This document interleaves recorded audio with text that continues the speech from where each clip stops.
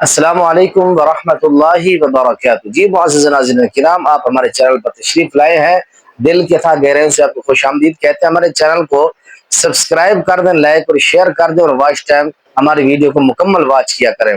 دریا خان ضلع بکھر سے ہمارے ڈاکٹر عبدالرؤف صاحب ہمارے بزرگ ہیں، ہمارے ساتھی ہیں، وہ سوال کرتے ہیں کہ محترم مفتی صاحب یہ بتائیں کہ بچی کے نکاح کے بعد اگر رخصتی میں ہم تاخیر کریں تو کیا گناہ تو نہیں ہوتا؟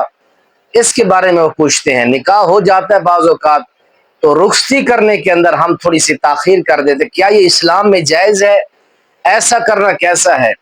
تو آئیں ہم اللہ کے نبی علیہ الصلوۃ والسلام کی زندگی دیکھتے ہیں۔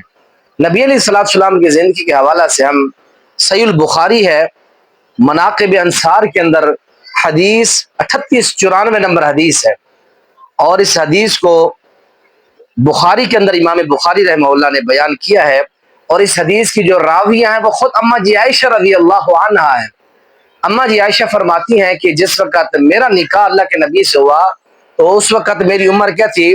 وہ خود فرماتی ہے کہ میری بنت 6 سنین، 6 سال کی میری عمر تھی، اور جب میری رخصتی ہوئی فرماتے کہ اسلمتنی الیہ، جب مجھے اللہ کے نبی کے سپرد کیا گیا تھا تو اس وقت فرماتے ہیں کہ وانا یومئذ بنت 9 سنین، میں 9 سال کی تھی۔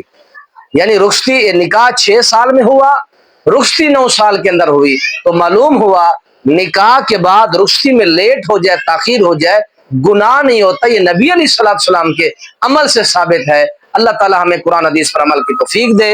السلام علیکم ورحمۃ اللہ وبرکاتہ۔